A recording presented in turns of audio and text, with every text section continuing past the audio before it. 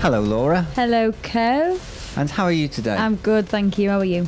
I'm fine. Good stuff. So the heady euphoria of your big speech yesterday and the events at Lockdown Liverpool City Centre. Tell us a little bit more about that. What's your take on the day? I really enjoyed it. I mean, I was there on Saturday as well, and the energy was really, really lovely. I actually got quite emotive. Because it was really nice just to see so many people from the city coming together, and the police were really cooperative as well. They worked really well with us, so we worked really well with them. Because they were telling us, like, you know, social distance every 10, 15 minutes. So we worked with them because they were really nice. And not like those London coppers beating their living. Can't go there with that. No, they were lovely. It was really, really nice. The energy was fab and really uplifting and positive. And you gave a speech, didn't you? So we're just having a look here at some of the photographs that I took. They seem a bit Piers Corbyn eccentric, who, as I've said before, is Jeremy Corbyn's older, wiser, more enlightened brother. Indeed. So let's get on to. Let's just have a quick scan of some of the photos, and there's yourself there. So there's been a really good response to the day. Usual things like the speakers, people. So it was really good turnout, wasn't it? Don't forget, it was day 3, wasn't it? And of course, we got David Icke here as well. And spotted a few famous people, didn't we? Yeah, that was funny. And for those of you who may know, we might even come across Gary McKinnon. And but anyway, it was well. And you know what? My take on this as well is you're looking at people that have made their own signs. Yeah, the signs are always a big part of protests like these, because. But they're not, pre-printed like you see with so many things, like over the Brexit stuff, where clearly someone is funding the whole thing. That was it before, and then it just got chocker. It just got really big, didn't it? Then you've got also the feeling of euphoria. As I said, it's nice to see so many faces. Mm-hmm. Do you get it? Oh, Are we going to end up where it looks unusual to see people without masks now? Is that what we're coming to? I'm getting so used to seeing so many masked faces, and it's not nice, because they're serving no purpose whatsoever. We were just in the preamble, we were just saying about the idea that masks, cameras that detect. She looks very familiar. Looks just like me. Cameras that detect if you're not wearing a mask, which is an inversion, isn't it, of facial recognition, isn't it? Yeah. I came across this recently. It was in a Birmingham Live article or something like that. It's artificial intelligence CCTV cameras that can detect whether the person has got a mask on or not, and that determines whether you are actually allowed entry into wherever it is you're going into.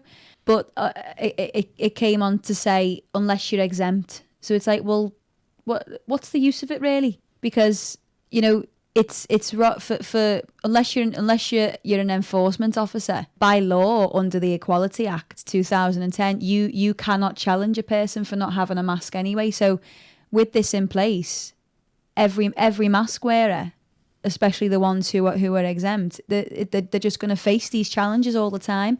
And if this is in the likes of shops and cafes and stuff, then the cafes and the shops are, if they're not aware, could potentially breach the act. So I just don't see how that works.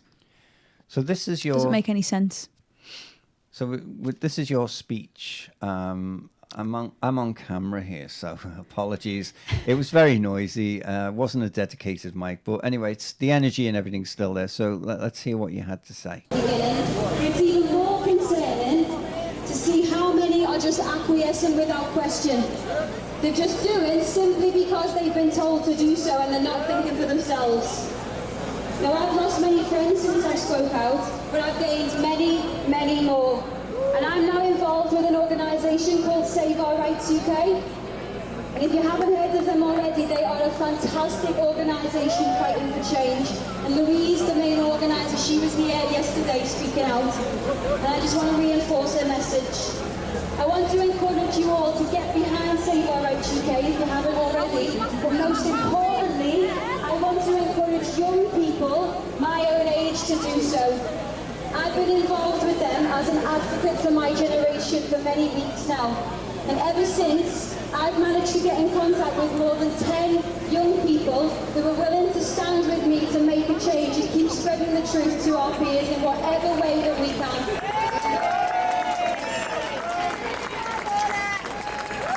We have a platform where we're all connected, but I want to connect with many, many more because I know for a fact that there are many other young people out there who know the truth, and I know for a fact that there are many out there who are wanting to know the truth. It does not matter how much you know or how much you want to know. If you want to make a change, join me. We have an email that you can contact to get involved, which is youth@saveourrights.uk, or you can find me on Facebook and Twitter, or just come and talk to me today. I'll give you all the information.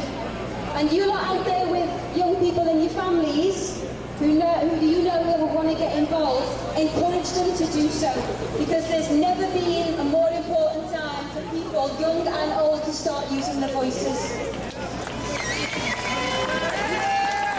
There's never been a more important time to come together as one to make the change that has been desperately needed in the world for so long. And I'd just like to finish by setting a challenge to everyone here today. From today, make it your aim to inspire at least one person, and by doing so, you will double the number of people here today.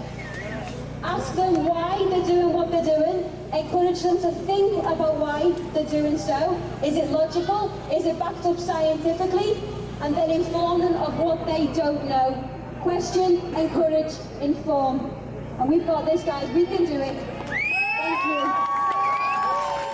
So there you go. Well done. Thank you. We've also got to factor in the fact that because of social distancing, you know, people were spread out a bit more. Yeah. And it was a nice, because Clayton Square's a very large space anyway, so it was a lot easier to do so. So what happened helped. after that then? We've got some stuff, people getting details from you and things. Yeah, so there was people were wanting to then start to connect with me on the likes of Facebook and Twitter. I had a few young people who I gave information to about the platform. And yeah, just people were just wanting general conversation as well, so it was nice to chat to people. Don't you find that people are hungry for knowledge? Yes, very, very hungry. Because people, you know, there was some people asking me like, you know, how, you know, oh, we need more young people like you. know, what got you started and stuff, and okay, can you do this, and can you come and speak here? So, yeah, it's interesting. Okay, well done you. Thank you. So also yesterday, I felt I was when I go to these types of things.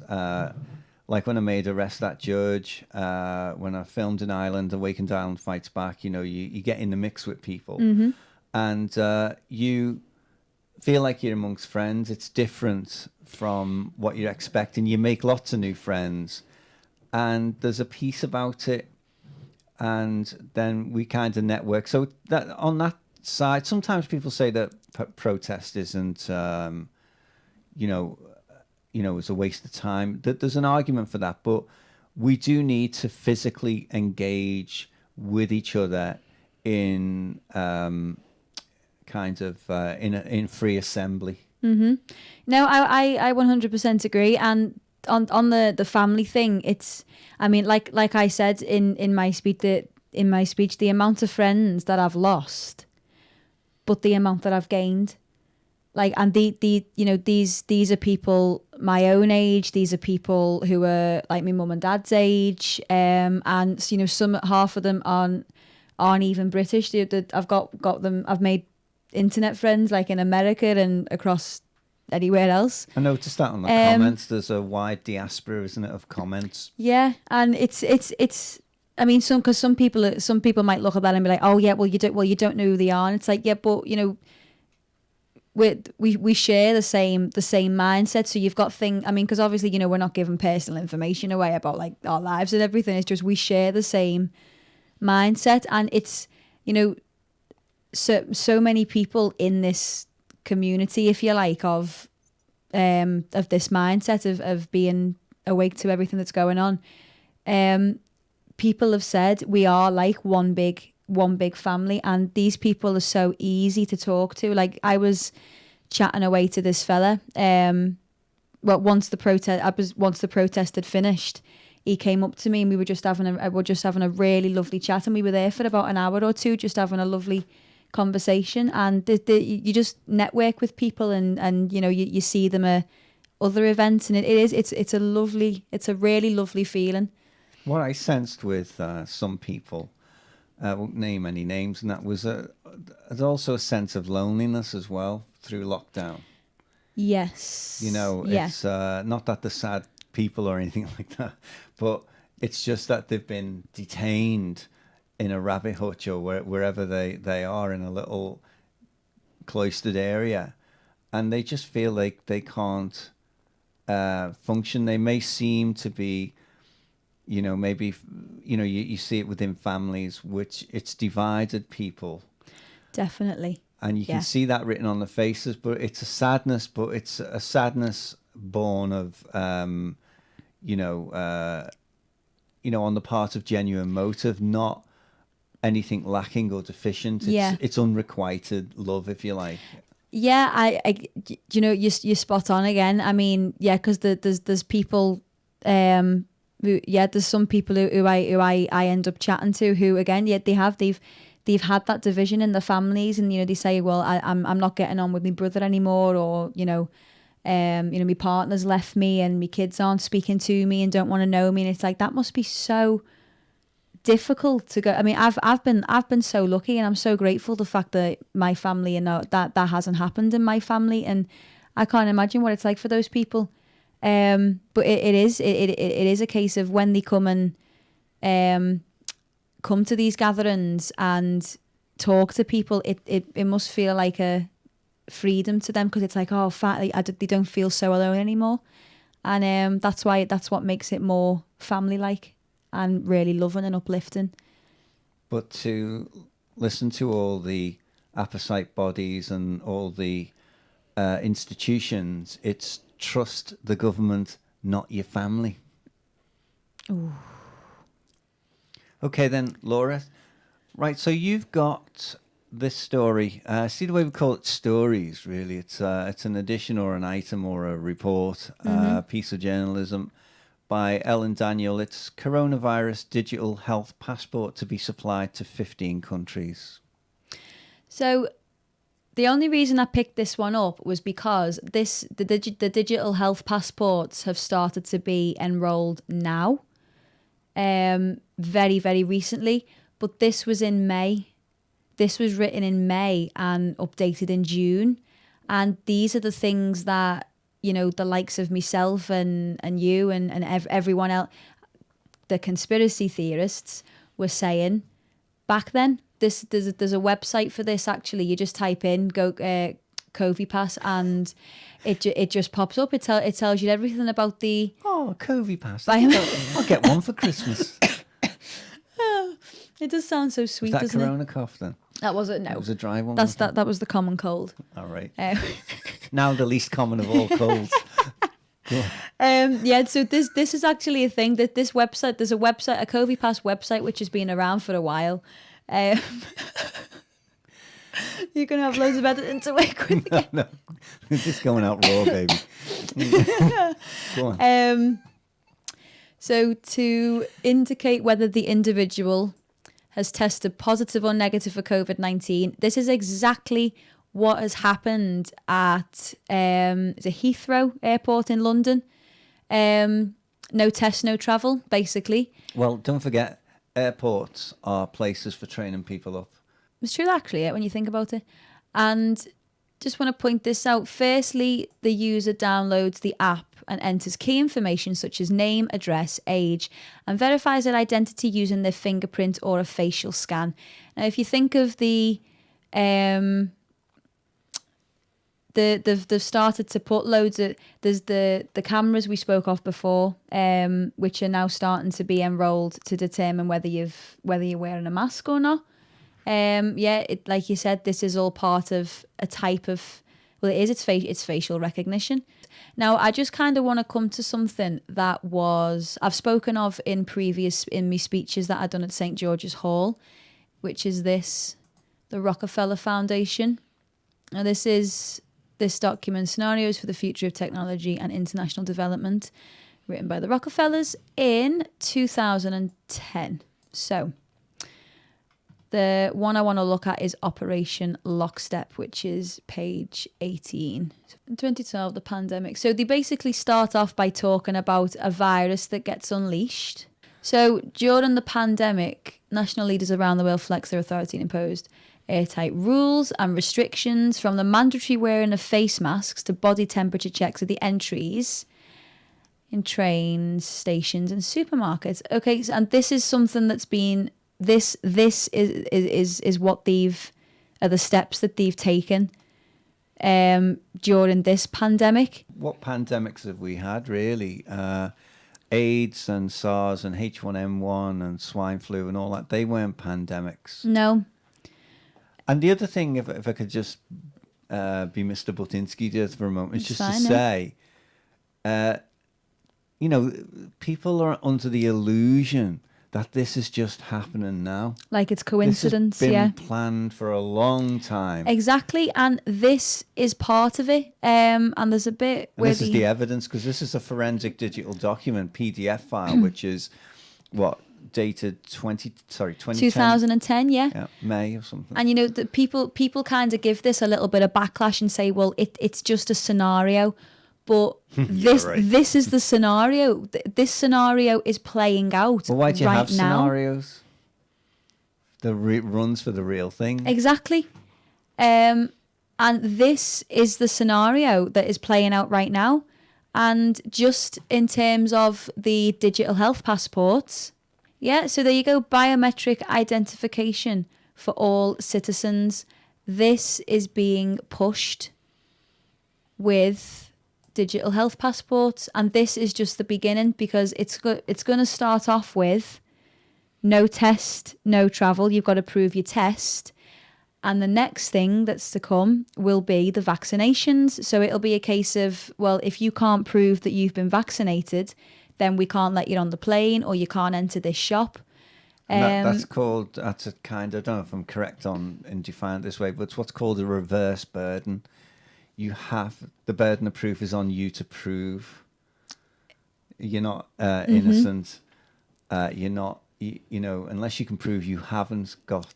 And you see that within the law as well. It's creeping in, it's particularly around the terrorism stuff, that there's a reverse burden on people, which is why people are getting released so often, is because that's a failing system as well. And here you see it again rolled out. Reverse burden of prove that you haven't got it. Exactly. And again, so the proving that you have or haven't got something, that's a form of taking away a person's freedom of choice, because it is a person's choice whether or not they actually want to get a vaccination against something. So to start enforcing these things on people who haven't been vaccinated and not giving them the freedom to travel or go into a shop, that's a complete breach of basic human rights. And this is what we've been saying from the start. This is how they've begun to strip them away. And here is your evidence that this was a plan. And funny enough, Tony Blair, and I mentioned this in my London speech, Tony Blair came out recently to say, this was on a BBC article, a BBC interview, to say that the only way we can start to move forward from the pandemic was with biometric identification and digital identification. But when he talks about he's talking about the elites. He's not talking about you and I. Exactly. It's double speak. Exactly. And he mentioned in his interview that there should be a track record kept by the government of every individual that has been vaccinated against the virus. And when you join the dots together, it's not too difficult to see that this was indeed a plan. This has not happened by coincidence. But they play it that way so that when they make mistakes, they go, look, we're just rolling with this, okay? It's Exactly. just, we're getting it as you're getting it. Everything's changing every day. And look, we're all in this together, okay? Exactly. And they're buying it. The government know exactly what they are doing. And nothing happens by accident exactly. in this world. And you've got people saying, oh, well, it's just a case of it's bad handling from the government. But it's like, no, when you join the dots together, the government know exactly what they're doing. And, the mention in this as well about tighter control. And that ties into the whole no test, no travel, no vaccine, no travel. It is complete and utter control. And this is what we've been saying from the very, very start. And, this written in May and June. And now it's happening. We've got all this talk about a virus, this super deadly virus. However, this virus has never been isolated. So this virus has never actually been isolated. Public Health England could not provide the information, and this is the same Public Health England that have been working with the government to enforce the rules that we should be following. So this is on a website called What Do They Know? Indeed. So this is the PDF of the Freedom of Information request that was sent in by Dear Andrew Johnson. A man called Andrew Johnson. So you can see on the screen he's asked for proof of isolation of the SARS-CoV-2 virus.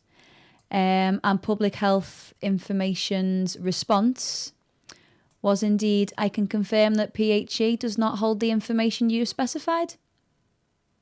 And the CDC was supposed to have came out and said the same thing. So the CDC, who are they? They are the Centre for Disease Control in the USA. Now, I haven't actually looked into that myself, but I'm willing to have a look. And considering they couldn't even say that the virus has been isolated, and if America is saying the same thing, then...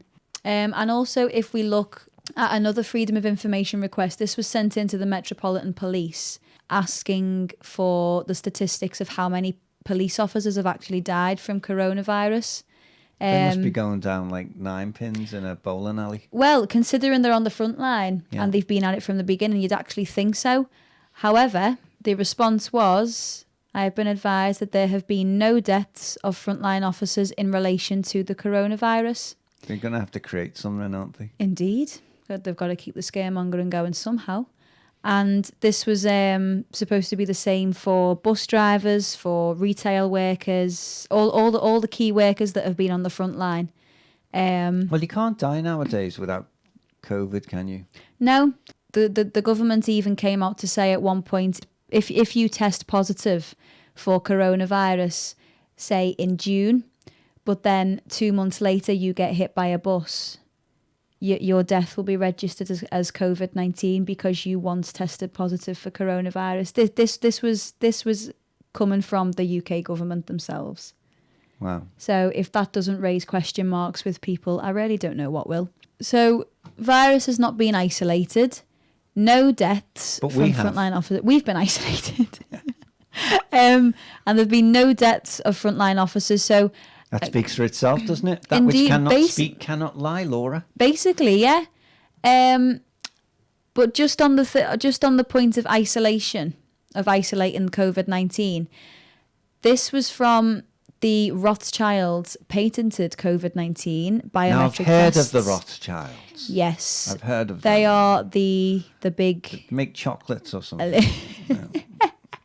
I think you're thinking of the wrong Rothschilds, oh, right, Kev. okay. These are the Rothschilds that own the banks, the big elitists. Right. Did you know there's no such thing as banks? There's only banking. It's a closed system. Elaborate on that one. It's a closed system. Right. They gain on the swings, lose on the roundabouts, and vice versa. There's only banking. They're all in. That's why you can use your, card anywhere, and You have to think about it. There's only banking. You and I couldn't set up a bank.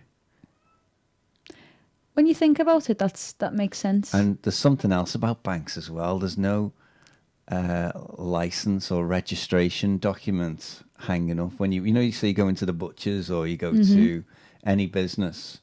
There's a license there, you see, whereas you'd never see one in a bank. Everything is a lie. Ask me why. Why? Well, we've done some research, and as best we can make it, they come under the Crown.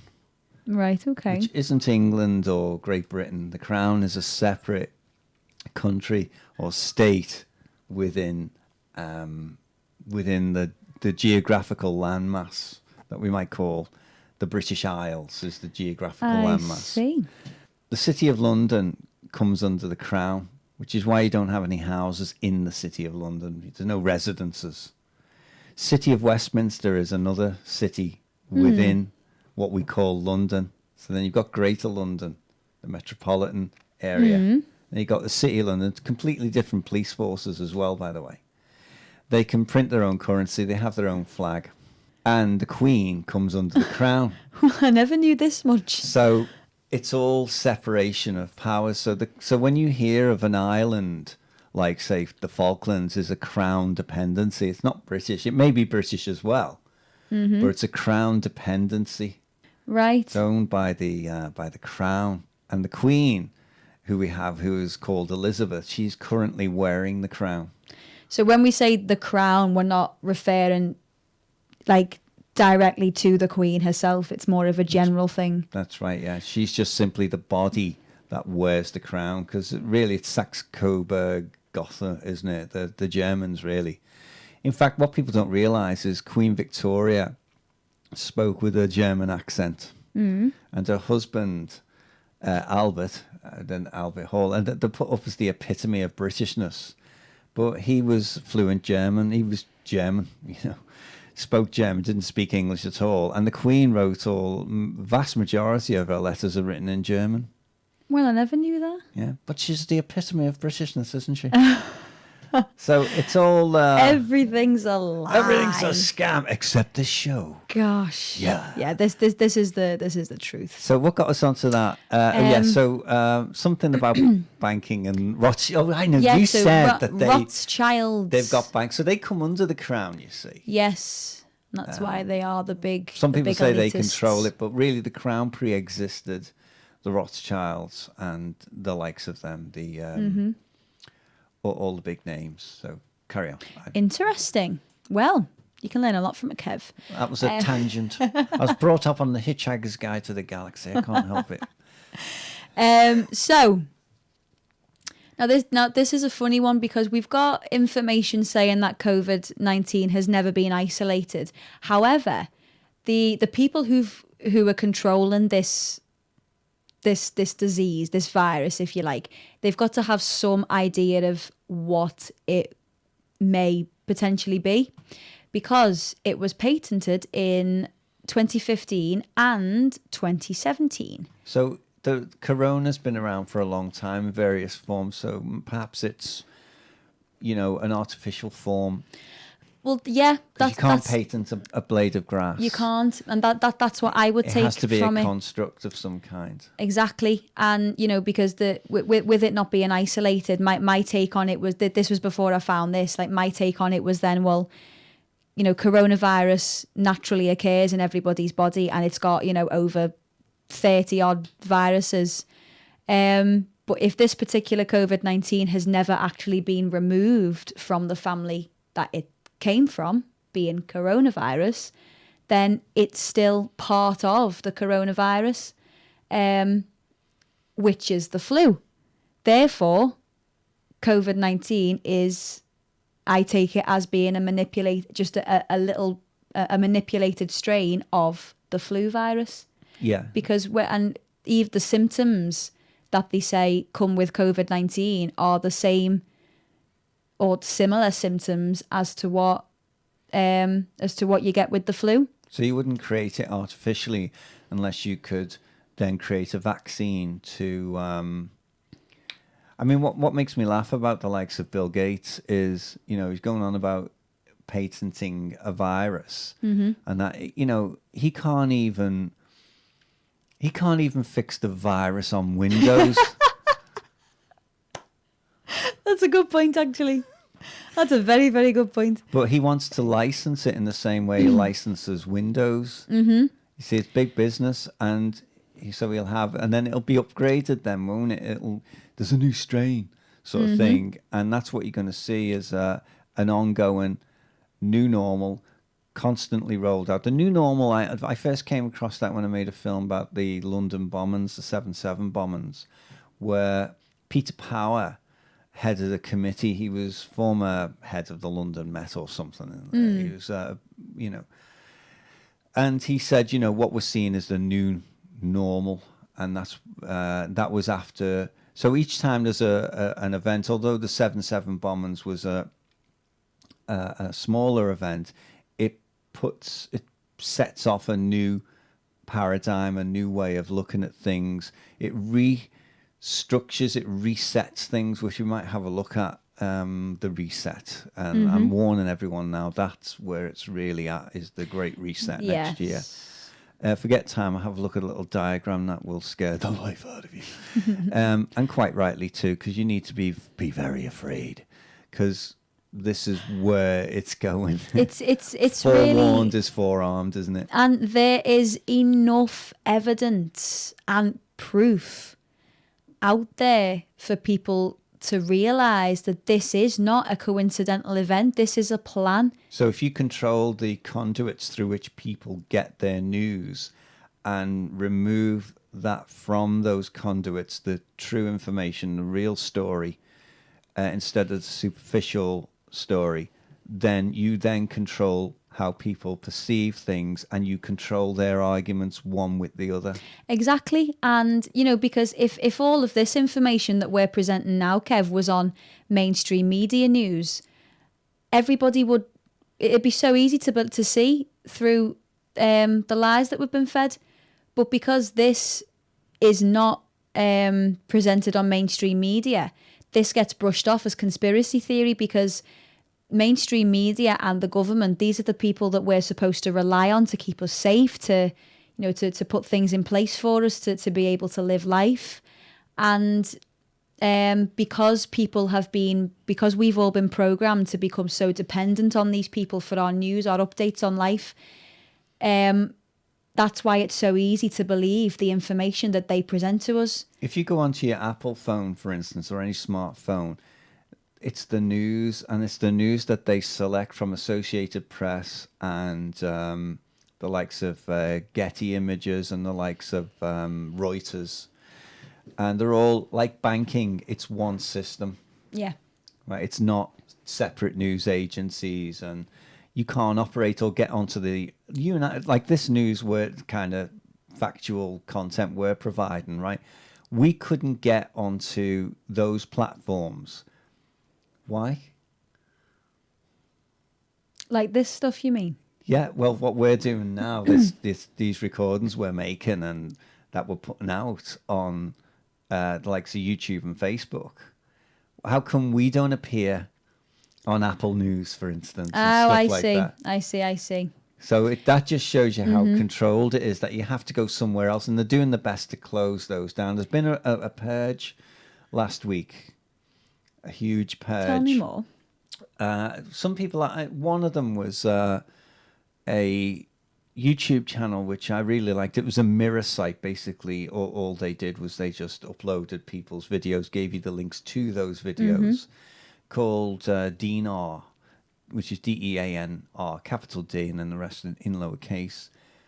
And there was a woman, I don't know, I've never come across her, but apparently she's big on the internet, Robin or something the name is.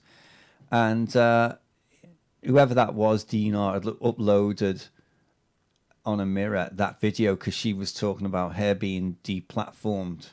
And then suddenly, halfway through the video, it went off. The channel was deleted. Really? While I was watching it. Oh my gosh. So how bad's that? I mean, I've got to say, I don't know anything about Robin.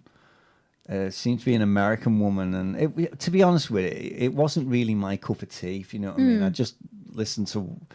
She just uploaded something about, but it's in the Twitter sphere and everywhere about this, and then some other names. But even Dean R was deplatformed, and so that's what you're looking at in terms of control. That there's a fear about moving off script. Exactly, because that's all this is a script. Fully agree with you there, Kev, and it is about complete and utter control. I look at Windows on the World, Mark Windows. I think Mark Knight. I can't remember his real name. Sorry, Mark. I know we've met and I've interviewed you and everything in your house and all that. Sorry. I just call you Windows, okay? But this guy hasn't got a virus. Mark Windows, he broadcasts every Sunday night. I'm on his feed, as it were, and he's got a huge following. And, people like that are having to bail onto other platforms. And it's sad that, so what are they afraid of if their story is so solid? Now, this is what I want to talk about, is that they are stories, you see. Mm-hmm. You notice that? All the mainstream media stuff. And now, I would say that we're more mainstream. What you're dealing with is the corporate media. We're becoming the mainstream. Point, actually, yeah. We're becoming the mainstream now. And if you look at the opening of BBC News, say, and you've got the binky boinky sort of the pulse track that they have, right? And you see that the huge size of that BBC complex of news and how many floors it is and everything. It's not saying this is the news. It's saying we are the news. Right. That's what I think it's saying. Then they always start with, these are our top stories, not yours or mine.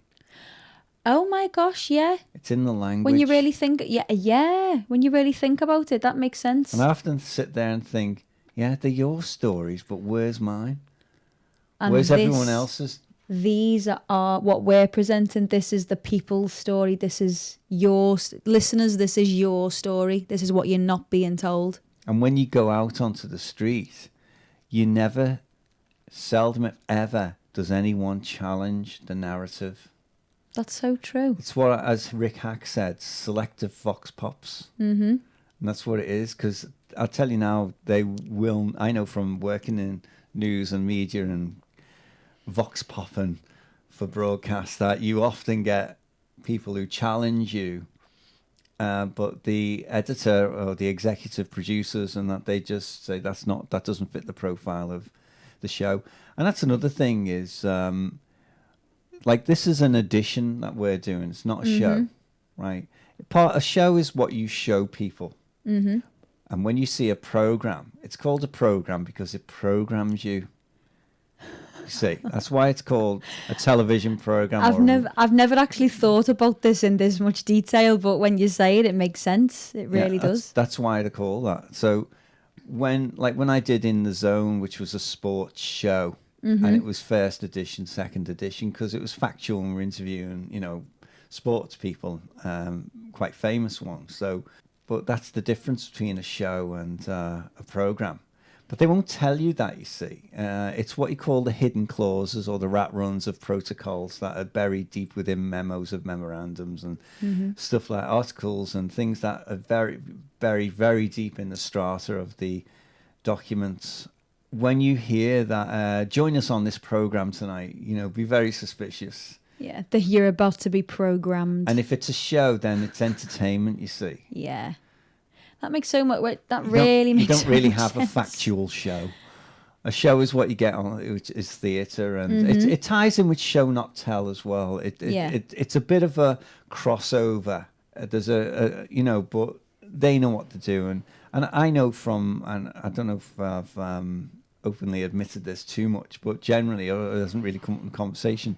But I occasionally have conversations with quite high up people in the press, right, and who are running things. I don't want to give any names or whatever away, but I do. A simple check of... we have a top networker here. Some of the stuff, right? you talk to station managers and people like that, and you just have a look once you get to know them, because it's all cozy and that, but they just don't get it, right? It's above them, right?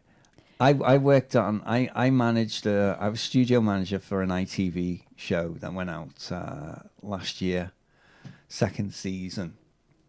And I spoke to the station manager about why that show got a second series. And what was the response? Why it got a second series is because it ticked all the appropriate boxes that it was supposed to. But it really, people quite liked the show. But for me, it wasn't all what it could have been. It could have been better if it wasn't constantly virtue signaling.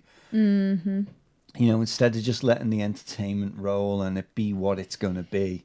Yeah. But the BBC have this thing of is inform, persuade, and entertain. It's always three, isn't it? It's Yeah. always like the three steps. So anyway, he said to me, we were at this big meeting with this huge investor in one of the shows.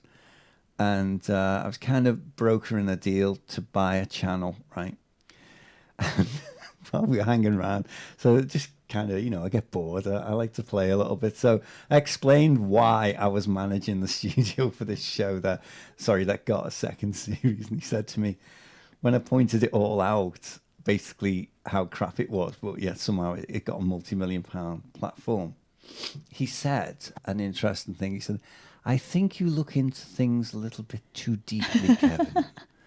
They just don't get it. And yet someone like, and God bless the cleaners, right? A woman who comes to my house as a cleaner, she got it straight away. It's the mindset, isn't it? It is. It's all about your mindset. It doesn't matter how many letters you have after your name or what red brick university you went to or whatever you did. It's all about your inner knowing and your nous. You're either I think we're just wired certain ways. Indeed. I mean, every single human has the ability to be on this more of an open mindset, but it's allowing yourself to be to get there. It's allowing yourself to be in that state of mind. There are conditions placed upon us that people find very difficult to break free from or to step into. It doesn't mean that the bad people, like the station manager I'm referring to there, it doesn't mean necessarily he was a bad person or anything, because he was the best of a bunch, really. Became very good friends outside of all that. And he kind of tolerated me. But once we became kind of friends and we got to know each other and all that, then I was able to talk more that way, and just let him know, putting my stuff out on the table, that I don't swallow all the crap I have to do. Yeah. So that's an interesting one on the media that we are. So it ties in with, it's not the news, we are the news. And that's what the BBC is really saying. When you look deeply into the messages, and they've invested all that money, and don't forget they have foreign language service as well. So it's basically, as Brian Gerrish said when I interviewed him back in 2011, everything he said in that interview came true, that Chris Patton would take over the BBC and it would become, he's not in that job now, but he did for a time. And through him, he handled the handing over of Hong Kong, which is a crown dependency, by the way. Oh, okay. And it still is, because the Emperor of China gave it to the Crown of Britain in perpetuity, so it's still on license. The Chinese haven't got it. And that was before Parliament, so there's, before certain parliamentary conditions came in, so they can't repeal it. And it's beyond their powers anyway. It still belongs to the Crown. So Chris Patton oversaw, he's clearly a Crown man, you see. You got to watch out for the Crown individuals. And you can tell them because they have letters after the name, usually ending in British Empire sort of thing. The Crown's a big corporation, really. Massively. Yeah. And Not just the Queen. He, as Brian Gerrish said, he became the BBC will become an outright propaganda machine, and that's exactly what you saw. And we're still seeing it right now. And just on the being open-minded topic, the human mind it can be so easily controlled and manipulated, especially with children. That's why we say it's all about allowing yourself to be open-minded, because you only have to look at how much fear the mainstream media have put into people in terms of this pandemic, and how much they've controlled people. You know, they told everybody to stand outside the door and start clapping, and everyone done it. Well, on that, for years, right, I was banging on it about how great the NHS was. And here's why I never went out, and apart from 2 occasions, which I'll briefly explain, right? Basically, certain kids around me were like, put me on a guilt trip saying, "Why are you going out and clapping for the NHS?" And I could see they were just astonished. That it was, so just for them, I did it, you know. Yeah. Because, you know. Well, I will admit, me and my family done it. We did go out and clap, because you know, I've got all respect for the NHS, but and you did think, you know, they do an amazing job. It and, now you know, stands for No Health Service, by the way. No health service. Yeah. Just thought of that then. Well done. So we went out to clap because, you know, we thought, exactly that. They do a good job, and they do look after people. And, you know, we've had experience with the NHS where they've been fantastic with late family members. But then when the more we started to really look into what this whole pandemic was about, we could see just how much the NHS was being controlled. And you could see that it in terms of this pandemic, it's not standing for what it should be standing for. And, you know, cancer patients were being refused treatment from the hospitals all over the falsified virus. And, you know, there was never any support put in for the people with mental health, because suicide rates have skyrocketed. The top NHS policy for care homes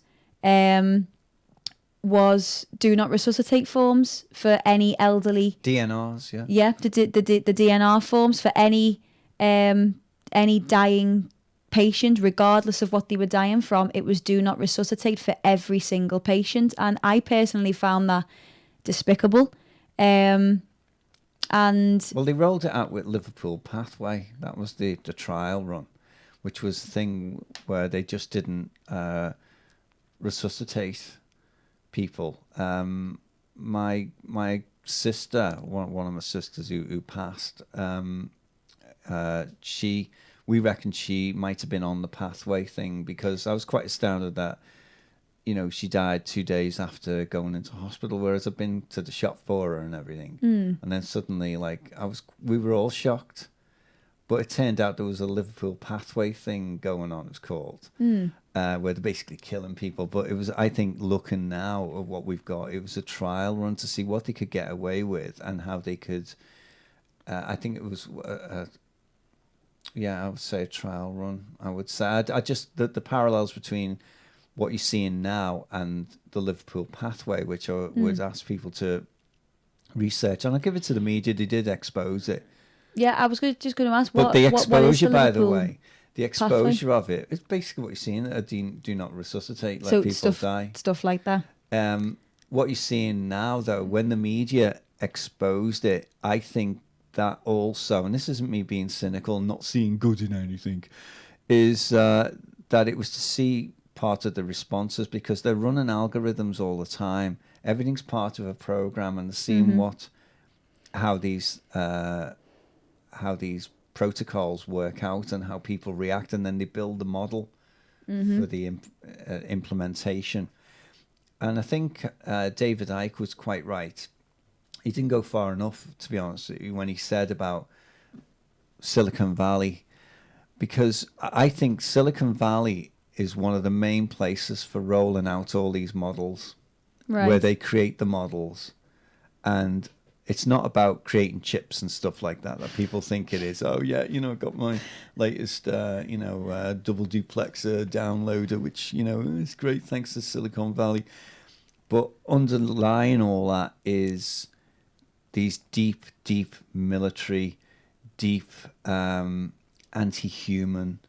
pro-AI, artificial intelligence devices, methods, protocols and models that are trialed there and run through, and that's where it's really at. And the expression of that is that you'll see something like Liverpool Pathway, the information from that will be fed into their program. So it's a multi-track thing. But the other thing about the NHS, I would say as well, I was banging on for years about it, and all people ever said was, they left my uncle to die and he wasn't really looked after, and the doctors didn't know what they were doing. The nurses, just didn't have time. You always got that whenever you tried to say anything positive about the NHS. I don't know if you have ever had that experience, but exactly what I'm talking about. I just got sick and tired of people going on about how bad the NHS was. And now all of a sudden it was the best thing. And I said, do you think I've been clapping and applauding it for a long time. And do you think I'm going to go out now and do it? It's a Marxist thing of, like I said, it'll be the agricultural workers next. It'll be the steel workers next. Once you know your history, socio and economic history of Europe, Britain, and Europe embracing Russia, then you see the same patterns repeated. And those of us who forget history are destined to repeat it, as the saying goes. So if I actually go through this document, so the first registration was in the Netherlands in 2015. That's for sure. And this is what comes up when you click on this document, just to prove that it's genuine. So this comes up and you have to click on this link here. You can see it says 2015 right there. So you click on that and there you have it. There's the genuine date. So this is true. This is genuine stuff. It's out there for people to see. Rothschild, Richard A. Rothschild. It's all in Dutch, so or double Dutch, and the publication, and the procurer of it, or the arranger, or whatever you want to call it. Basically, the instigator or the first prime mover on it. Mm-hmm. And then if we go back, that date is the 13th of October 2015. Yeah, they always confuse me, those backwards dates. So this was the first registration, 2015. Second registration was in the United States in 2017. And again, you can see, well, you click on all these sources, these come up, which are the genuine documents. And then the third and final registration in 2017. So we can click on source. And again, there's your proof. Publication date, this one here at the top. There's your proof, publication date and filing date. Which is the 8th of October 2017. Mm-hmm. And then the filing date was 24th of April 2017. So there you have it, because you probably get people who look at this and go, well, they're being disbelief of it. And again, it's got the classic biometric data, and you link it into everything else, like the Rockefeller Foundation, and the digital passports. It's all digital, it's all biometric, and this is what we're heading into, artificial intelligence agenda. So this was recent, as of the 8th of October. COVID-19 and weekly flu statistics are now going to be combined and reported. This begs the question, why? Why now? Why so suddenly? And what's happened to the flu? So where's it gone this year? They're not saying it's the flu. If COVID isn't the flu, or is it? I mean, so if they're combining the two, then they must be the flu. Maybe like Rick Hack said, Big Pharma trying to find a cure for the flu. People get the flu jab every year, but you can still get the flu. So this is no massaging figures, keep supporting the narrative, keep it going, blinding people. And your numbers for this week are Public Health England. Last thing it's to do with, of course, is public health. It doesn't feel right, does it?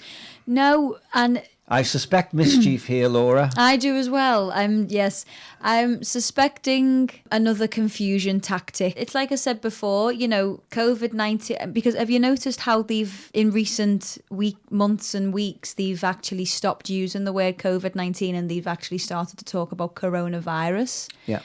Instead, and again, it's just a case of you join the dots together and you start to kind of make sense of, that this isn't really what it's made out to be. But I can't really get my head around this, because my take on it is that COVID, like I said before, a manipulated strain of the actual flu virus. So if you look at all the previous ones, like if we look at swine flu, the H1N1 stuff, the bird flu and everything like that. Yeah, they're all artificially created. Mm-hmm. And I'm looking at the Rothschild. So here's the latest. patent. Did you know the AIDS virus is a creation?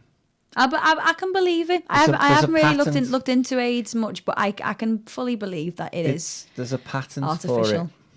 Really? Yeah, that just shows you don't it. I mean, but this begs the question, why? And there was a video that I watched on this from a guy called Carl Vernon on YouTube. He's a funny guy. And he brought this up. So this is from the Office for National Statistics.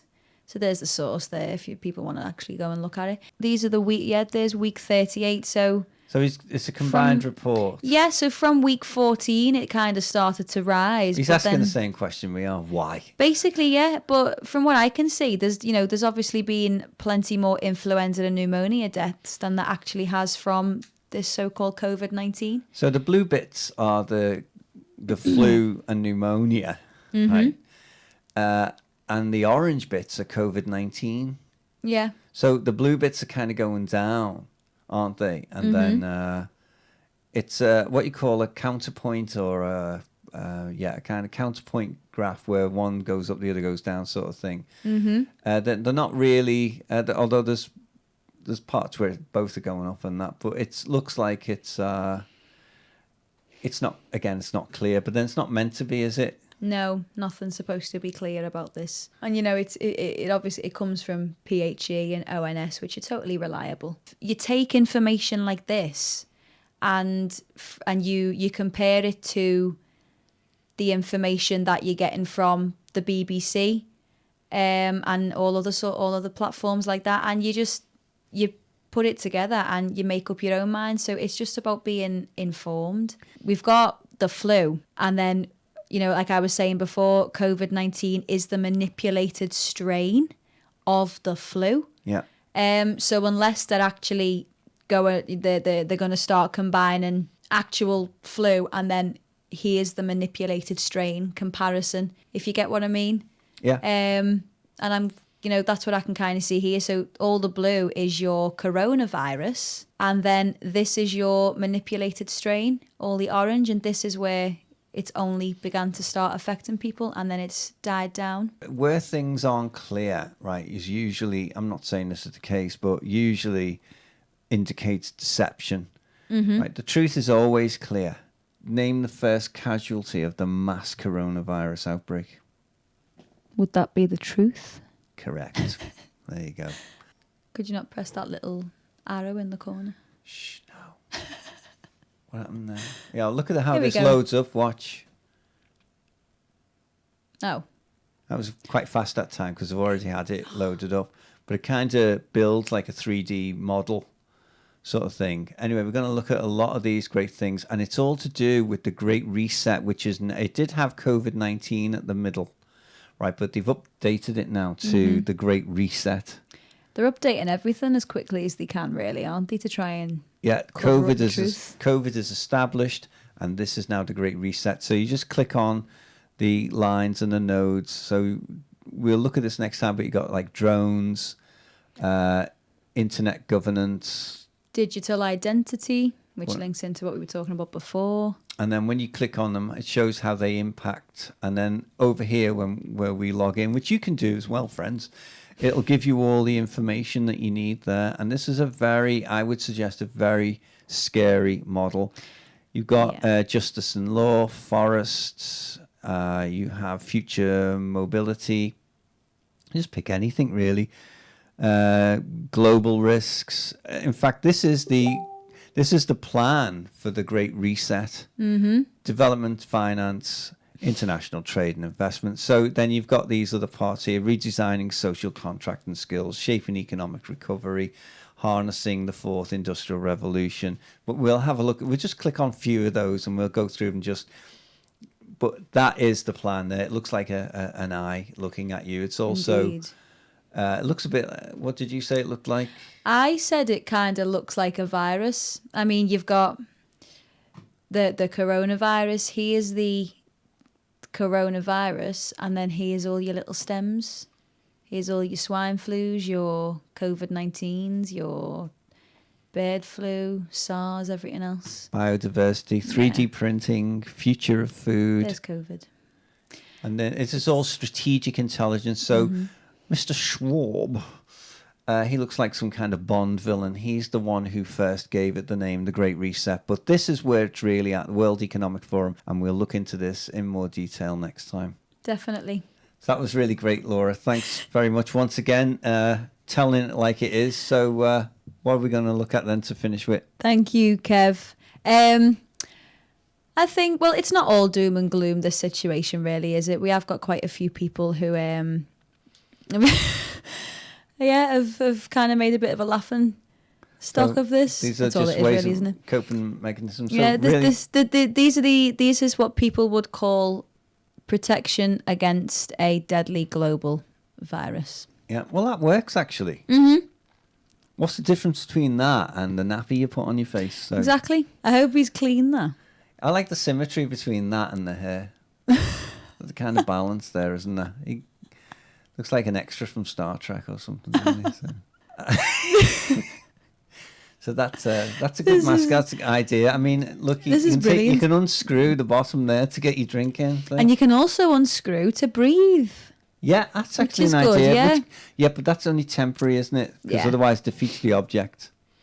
Well, So- then again, the masks we've got now kind of defeat the object. Yeah, You know, with that's all the actually- holes it's got in it and the air gaps and the fact that you can't breathe in them properly Yeah, that's probably more efficient, that one, isn't over it? a long period of time. I do like this one. So let's have a look at... What stage are you at? So the stages of quarantine. Sorry for the quality. It's a bit low. We are about to go back into stage 2 and 3, So, I believe. Well, we've been in stage 3 for a long time, haven't we? We're about to go back into stage 2. So there's the old normal. Yeah, And, they forgot to put pasta on that one, on that picture. Well, she is Italian, isn't she? So Yeah. maybe she's got a bowl of yeah, pasta. she's stocked up already. Yeah. So yeah. I think I put myself at the sleepy stage, to be honest. Where am I? I don't know where I'm probably... I don't really get that one. What's that one? I think it's just because people, hairdressers haven't been Oh, I open. see. It's People roots, have, isn't it? Yeah, people have dyed their Well, hair. I'm definitely there. Will I get to there? I don't know. But yeah, so using comedy to get across some very important messages. Indeed. Comedy's Indeed. the way. So thanks for listening and watching. And without further ado, until next time. Until next time.